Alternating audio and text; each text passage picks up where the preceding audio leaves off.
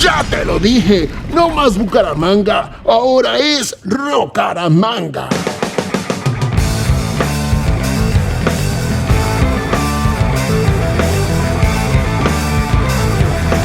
Bienvenidos, estamos iniciando Rocaramanga, un podcast que nos trae la memoria de lo que sucedió en la década del 2000 en la ciudad de Bucaramanga. Artistas no convencionales, no mainstream, artistas que existieron en la ciudad, pero nunca entraron dentro de la línea comercial de la música y que dejaron huella, aunque a través del tiempo esta huella se vaya perdiendo y nuestra función es ir desempolvando esos archivos, esos nombres y esas personas que dejaron huella en el 2000 en Bucaramanga. Nuestro invitado de hoy es Mario Serrano, ingeniero de sonido, mezclador, dueño de estudio de grabación, tuvo uno de los primeros estudios en Bucaramanga, que ya hablaremos con él de eso, y básicamente el guardián de la historia de la ciudad a nivel musical, porque por el estudio de Mario y por las manos de mezcla de Mario ha pasado más de la mitad de la música de la ciudad. Hola María Luisa, ¿cómo estás?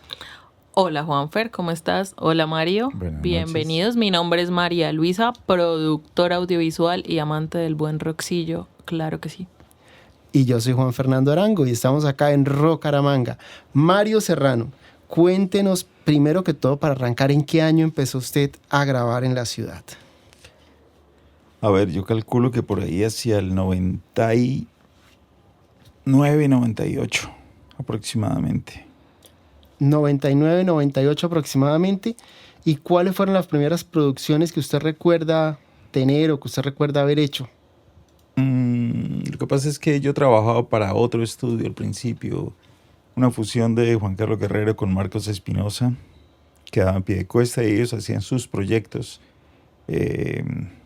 cosas de jingles, de coros, de orquestas, no mucho de bandas de rock, muy poco. La que tenían ellos personal de sus cosas, que en esa época se llamaba, o siguió llamándose Rasguño, fue Rubén Darío y los Poetas en otro momento, pero fueron proyectos alternativos. Otra cosa que se llamó Maleza, que era con Fabián Berger, el del grupo NN.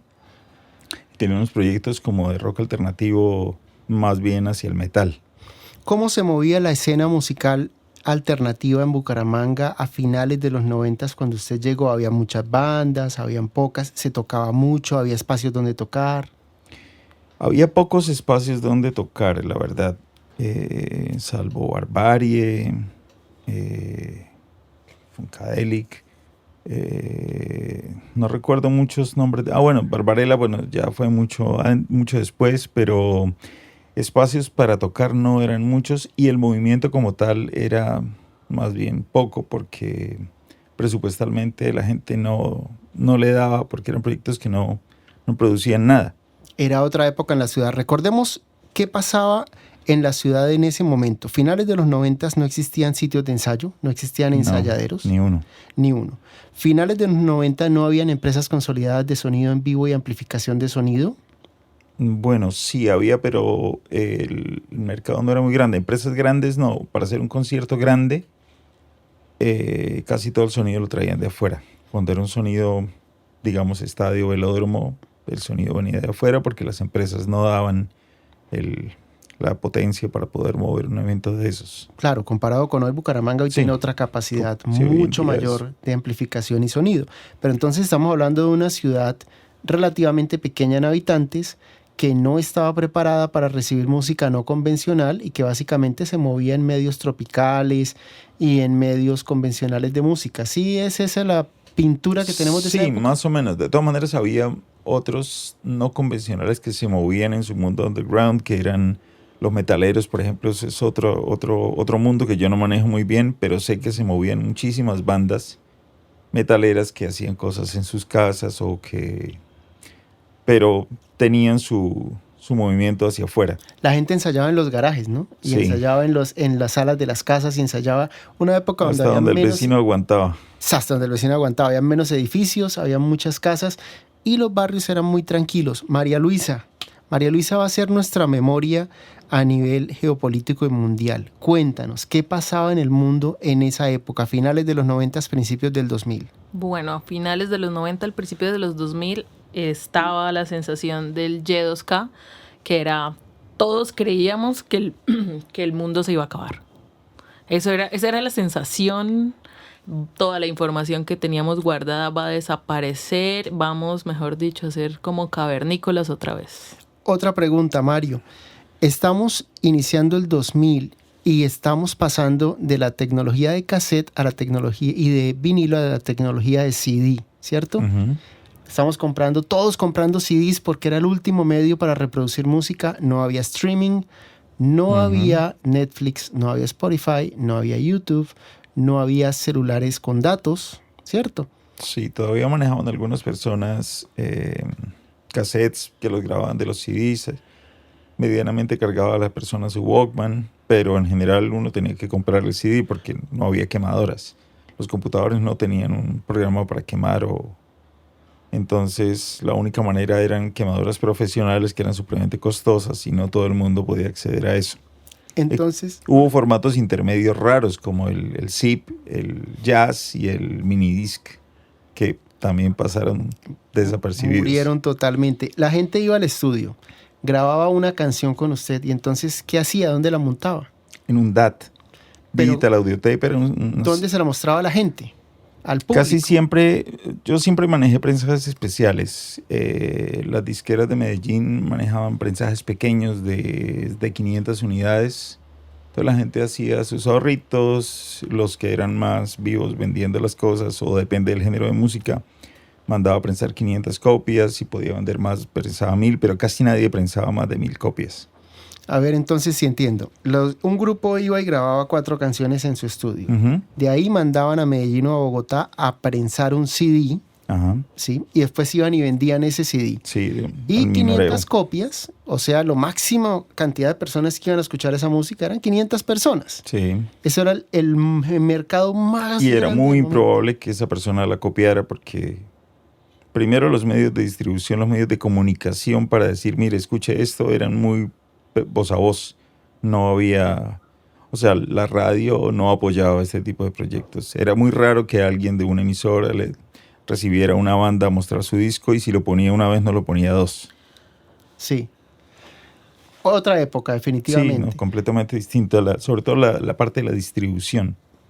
Pero esta década dejó en Bucaramanga una serie de nombres y una serie de artistas que hasta hoy suenan. Por ejemplo, Belandi La Tigra viene desde los 90 haciendo música y en el 2000 tuvo 2 proyectos, Cabuya, y inició el primer disco que lo grabaron con usted, Sí. hacia el 2006, ¿cierto? El 11 Rascas, sí. 11 Rascas.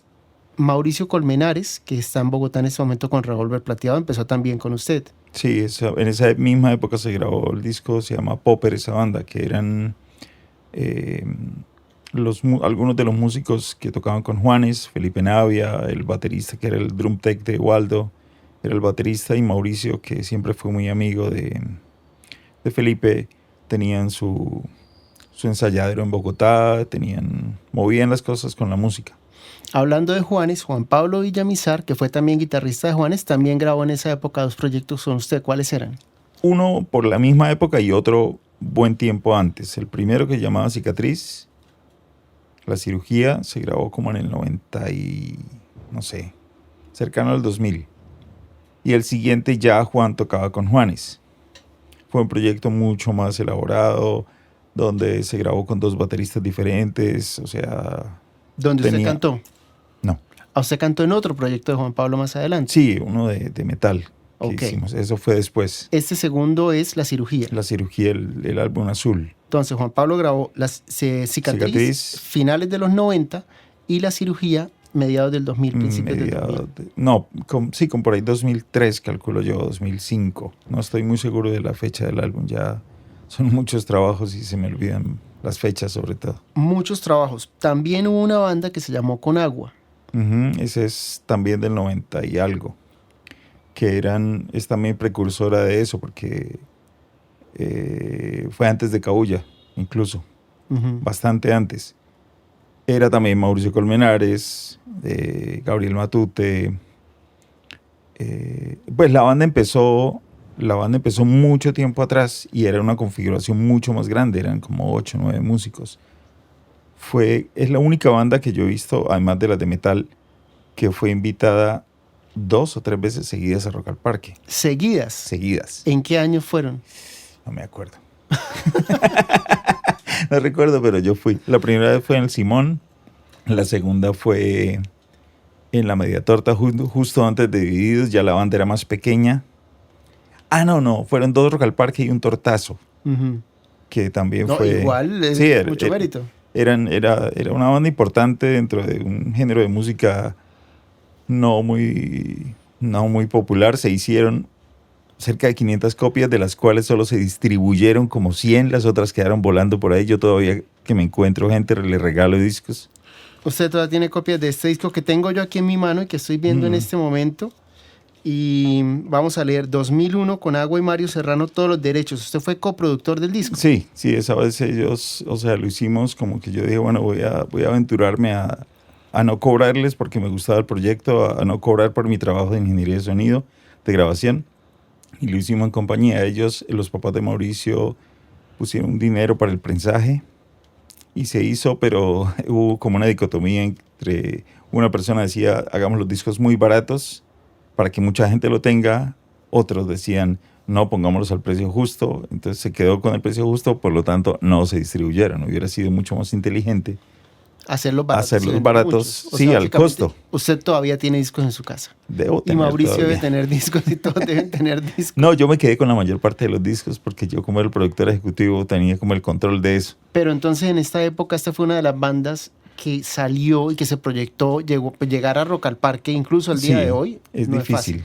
es difícil. No, muchas bandas de Bucaramanga. Las metaleras sí, Mochacabezas, y hay unas bandas La importantes. Contra, la SS, de las cuales hablaremos en otro Sí. episodio. Sí, eso tiene un capítulo aparte. Ok. Una pregunta. Usted vio en Conagua Futuro, usted dijo estos muchachos. y La usted banda se metió- sonaba muy bien, sonaba muy interesante, sobre todo era muy coherente en vivo. Y eso me gustaba, que la mitad del disco se grabó en bloque. Incluso los metales, que en esa época había unos temas, porque ellos empezaron con una banda más bien tipo ska, tipo reggae ska, los metales grababan al mismo tiempo todos, Sí. como Dimitri, Oscar Murcia y Alexander Solomeniuk. Eran los metales de esa banda. Hoy día siguen siendo grandes metales en Bucaramanga. Sí. Y después Dimitri tocó con Edson en las 11 Rascas, ¿no? Hizo Exactamente. parte de la banda de Edson Belandia. Y Hace poco remezclé varios de los temas por voluntad de ellos. Quieren como retomar el disco de Conagua y como la mitad del disco se remezcló. Es que tengo un archivo de alrededor de 2000 DVDs. Todos, Wow. 2000 DVDs con el contenido de lo que he grabado durante 20 años. más o 2000 menos. DVDs. Desde que tengo Pro Tools, sí. Ok. Más lo de cintas, también debo tener por ahí guardadas las cintas de multitrack antiguas. Que esas ya no tiene donde, No tengo máquina donde reproducir donde eso. reproducirlas. Vamos a devolvernos un momento porque estamos iniciando el 2000, pero una cosa que nos gusta y que queremos hacer acá es hacer un paralelismo. ¿Qué pasa en Colombia? ¿Qué pasa en el mundo? Y María Luisa nos está ayudando y tiene todos los datos de qué pasaba en el mundo una vez iniciado el 2000. sí, Juan. Pasan muchas cosas y es que no se acabó el mundo. Al contrario de eso, la tecnología aumentó un montón. Tenemos el primer iPod, tenemos el nacimiento de Wikipedia. En el 2002 tenemos también el primer Xbox. Para el 2003 ya teníamos YouTube, MySpace, que MySpace es uno de los lugares donde había muchísimos músicos y donde se comenzó a compartir la música porque claramente no era tan fácil como Spotify, pero en MySpace uno se encontraba ciertas cosas interesantes. En esa época MySpace era el Spotify de hoy día. Sí, y ¿O no? también... Pero conectarse a internet era complicadísimo. Era complicadísimo. exactamente, también llegó el internet, pero era el internet telefónico. Ese Sí, de nadie que podía descolgar- nadie podía contestar Nadie podía el contestar. teléfono porque ya Se uno iba la gritaba, señal. no contesten. Sí, se iba la señal. Es cierto. Pero entonces YouTube tiene inicio en el 2003, que no Sí. era tan popular en ese momento como lo es ahora. Exactamente, porque sí existió, claro, pero nosotros viviendo en una ciudad pequeña o incluso en pueblos, ¿cómo íbamos a tener acceso de una vez a YouTube? No sabíamos lo que era eso todavía, no sabíamos el nivel de importancia que iba a tener, porque sí comenzó YouTube, pero se comenzaron fue a subir videos de, no sé, los gatitos o videos de personas haciendo otra cosa, pero no era como tal una plataforma musical antes. Ni de distribución musical, ni nada de eso. Exactamente. Éramos felices en la ciudad y no lo sabíamos. No, pero sin embargo pasaba algo, hoy en día pasa algo con YouTube, cosas que uno jamás tuvo la oportunidad de ver en su época, de videos de bandas, de conciertos, de cosas. No hablo de lo nuevo, hablo de lo antiguo. De lo nuevo pues es una cantidad de información que ya uno no sabe, pero poder ver cosas que uno quiso ver en su época me parece maravilloso. No, absolutamente maravilloso. Yo recuerdo mucho hacia el 2000 estar yo en el apartamento, en la casa un día. En esa época yo tocaba con Cabuya y recibí una llamada suya. Y usted me dijo, prenda el televisor y mire lo que está pasando en este momento. El mundo, bueno, usted no me dijo que el mundo se iba a acabar. Esa parte la puse yo. Yo después pensé, oh no, el mundo se va a acabar. Las Torres Gemelas las tumbaron a inicios del 2000.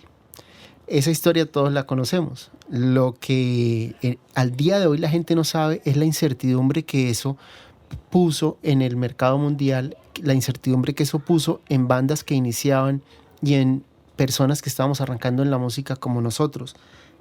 Yo pensaba, ¿qué va a pasar ahora? ¿Podemos seguir? ¿Paramos? ¿Esto se acabó? Y teníamos una incertidumbre similar a la que se tiene al día de hoy, año 2022, ante las guerras en el mundo y ante las situaciones del mundo. ¿Usted cree que de alguna forma esa incertidumbre y ese caos ayudó a que la escena se despertara, que los músicos empezaran a crear? Más o menos, o sea, no estoy tan seguro porque las causas son diversas. Incluso en el disco azul de La Cirugía que hizo Juan Pablo Villamizar hay una canción contextual a la caída de las Torres Gemelas que él escribió estando en un hotel porque ellos les cancelaron la mitad de la gira. Cuando pasó eso, ellos les cancelaron el vuelo. Venga, le digo, ¿cómo se llama esa canción? ¿Y ahora qué? ¿Y ahora qué? Esa canción él la escribió estando en Los Ángeles cuando les cancelaron el vuelo por el asunto de las Torres Gemelas. Sí, La Cirugía lo pueden encontrar en Spotify, escriben Juan Pablo Villamizar La Cirugía y pueden escuchar la canción ¿Y ahora qué? Bueno, ¿y qué dice Juan Pablo de ese momento? Es esa Cuando esa usted dice ellos cancelaron la incertidumbre. gira, a Juanes le cancelaron la gira. Sí, Y él estaba... o sea, con Juanes. no aplazaron vuelos, o sea, todo se colapsó en Estados Unidos en ese momento. Fue como la época más fuerte que ellos estaban girando por Europa, por todos lados. Sí. Porque curiosamente ellos empezaron a tocar con Juanes por La Cirugía, cuando estaban haciendo la gira, entre comillas, gira por Medellín, del primer disco, del disco anterior. Juanes fue al concierto y los vio y les dijo, oiga, sean mi banda. A Felipe y a Juan Pablo. Y a Juan Pablo.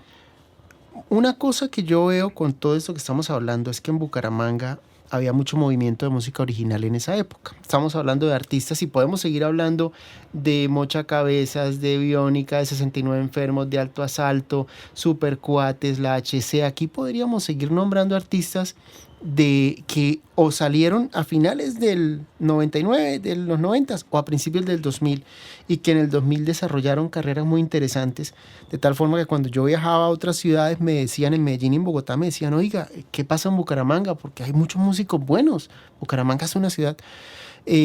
¿Cómo ve usted esa movida en la década siguiente, en el 2010? El 2000 para mí fue una década de grandes músicas originales y grandes artistas que salieron. ¿Qué pasó después? ¿Se murió? ¿Continuó? No, ha continuado. Incluso hay personas que tienen un legado muy fuerte, como lo ha sido Edson. Belandia como que marcó un estilo de música que incluso muchas bandas se van como hacia lo que hizo él.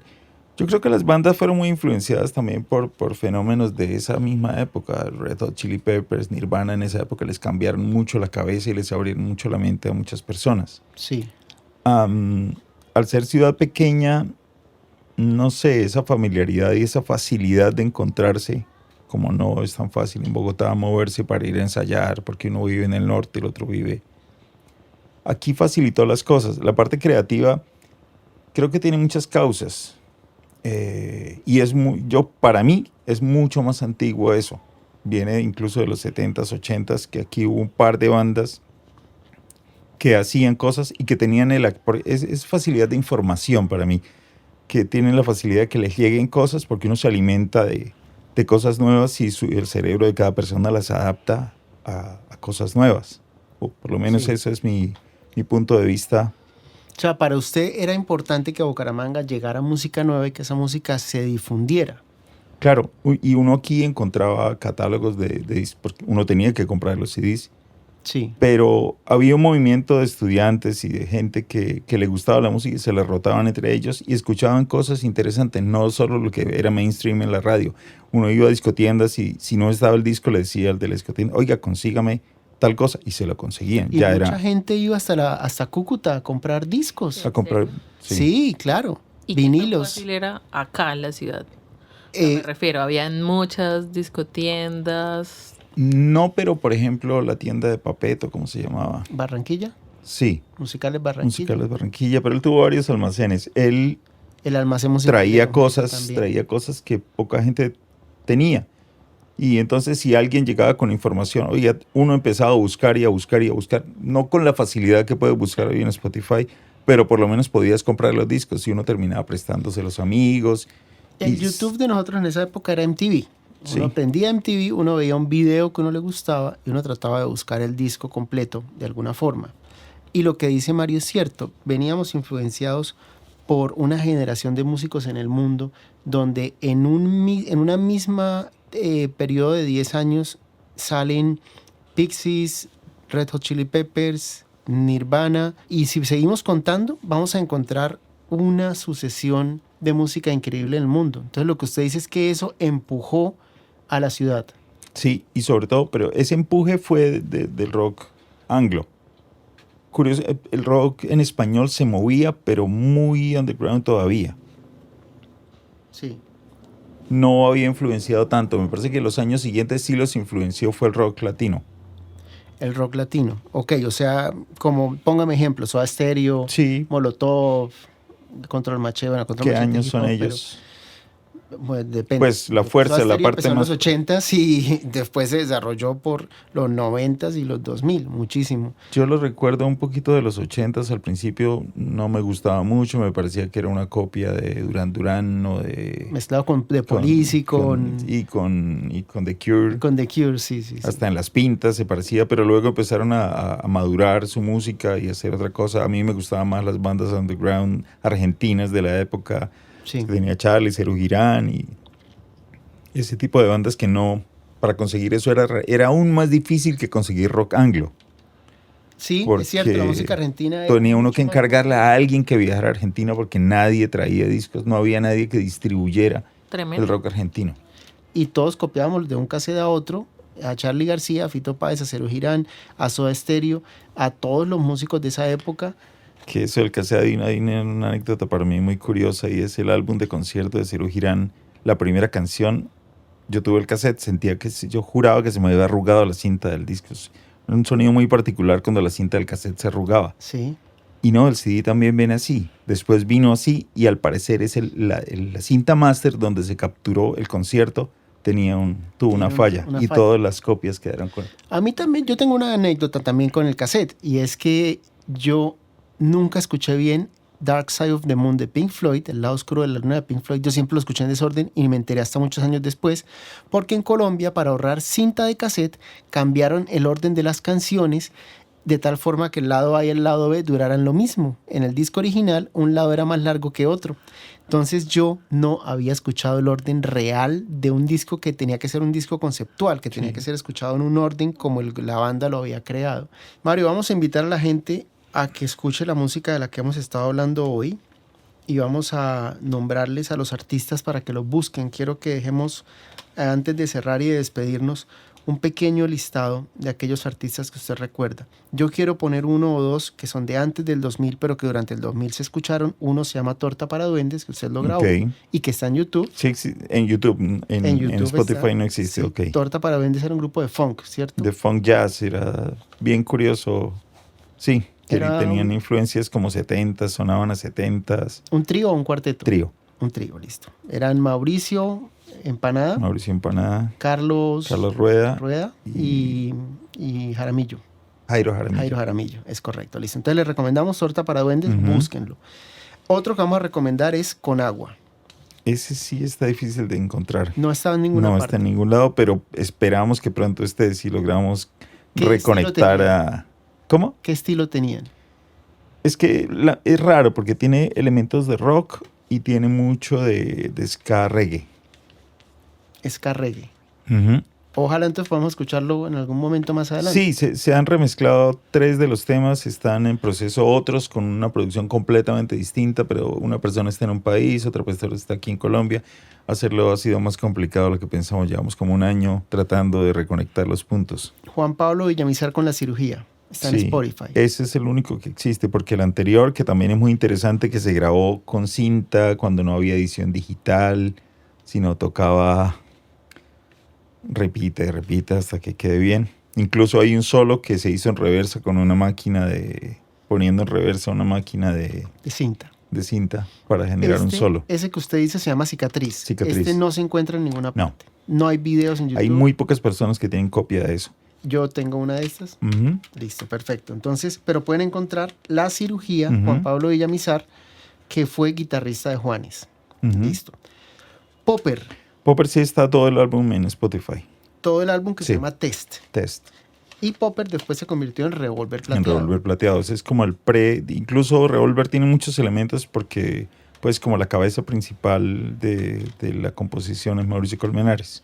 Incluso él ahora está sacando un proyecto solista, aparte, o sea, sigue trabajando con Revolver, pero está generando otras canciones como artista solista. Y lo encuentran en Ujú. Spotify. Avenida Loop, No sé si exista en...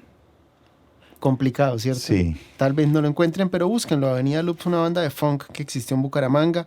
Sergio Zárate, Diego Serrano, Elkin Herrera, Gigo está ahí. Rodrigo, sí, Elkin Adarme y Gigo Rodrigo Díaz. Si lo encuentran, sería fabuloso que pudieran escucharlo. ¿Hay alguno? Cabulla, por Usted supuesto. Bueno, Cabulla se encuentra en Spotify y se encuentra en YouTube. Pero Desafortunadamente, ese lo grabó usted, lo mezcló Lo usted. grabé, Yo sí. simplemente una vez les presté una consola para grabar en bloque algo. yo no me acordaba, sí. Y micrófonos y Sí, hubo bastante lograron apoyo en de su su casa. parte. ¿Quién se me queda por fuera que usted tenga memoria que no hayamos nombrado hoy? Que valga la pena escuchar. Que le digamos a la gente, vea esto, quedó en el No, es olvido. que hay muchas cosas que están por ahí y nunca llegaron a plataformas. Ese álbum que hicimos de metal con Juan Pablo, Tengo Gusanos, es un disco muy interesante y jamás Juan Pablo no ha subido las cosas. Juan Pablo Villamizar, Sí. Tengo Gusanos no se encuentra en ninguna No. parte. Usted cantó en ese Sí. álbum, metal, y es un muy buen disco. Yo lo conozco, lo tengo en alguna parte de mi apartamento dentro de mis discos. Tengo que buscarlo porque pues, la colección es grande. Y es un infortunio. ¿Cómo hacemos para escuchar eso? Toca convencer a Juan de que lo suba a las redes, de que ponga un agregador y lo subamos. Me parece. Porque sí existe en YouTube un video de una canción. Ah, sí, ¿qué Sí. canción? Tengo Gusanos. Entonces, Que el entra a videoclip YouTube. lo hizo Diego Villamizar con otro muchacho de Sorzano. Perfecto, busquen Tengo Gusanos. Busquen Tengo Gusanos. Incluso el protagonista del video es este tipo que es el cantante de una banda con la que tocaba John Barragán en Bogotá, un inglés, un británico. Algo recuerdo de esa Indelusion, se llamaba la Indelusion. banda de John en Bogotá. El John cantante Barragán. de esa banda es el protagonista del video. John Barragán, por cierto, es cantante de una banda actual en Bucaramanga que se llama Cal, Country alternativo. sí, country alternativo, y también fue cantante de una banda y compositor que se llamaba Ojos de Motor, y también fue baterista de una banda en Bogotá que se llamaba Vietato. Vietato. Sí, es correcto. De aquí de Bucaramanga, pero Vietato de ese álbum lo grabamos las baterías acá. en Bucaramanga. Sí. Vea usted lo que viene uno a darse cuenta después de tanto tiempo. Mario, muchísimas gracias. No, a ustedes, María gracias. Luisa, Gracias por la compañía. No sé si quisiéramos que de pronto, si la gente quisiera, cuando escuche esto, buscarte un correo, redes sociales, sería bueno también para que nos conozcan. porque Supongo la idea es que lo más fácil, lo único que yo no tengo Facebook e Instagram. Figuro ¿Cómo como cuál Mario es? Serrano Cáceres. Mario Serrano Cáceres en Sí. Instagram. Bueno, búsquenlo y le preguntan dónde conseguir la música de la que estamos hablando. Cuando Ok. le lleguen las solicitudes, ya No saben lo dónde bloqueo. viene. No lo bloquee. Muchas gracias. Ok, ha sido a un ustedes. placer, Mario, compartir Bueno. con usted. Y ya nos veremos en otro momento de la vida cuando haya más música por charlar. A todos ustedes, muchas gracias por acompañarnos. Esto ha sido Rocaramanga. Hasta pronto. Este podcast está hecho gracias a la convocatoria de estímulos Arte en Circulación en categoría Creación Circulación de Podcast 2022 del Instituto Municipal de Cultura de la ciudad de Bucaramanga. Producido por María Luisa Meneses y Juan Fernando Arango. Música original compuesta por el colectivo Rocaramanga.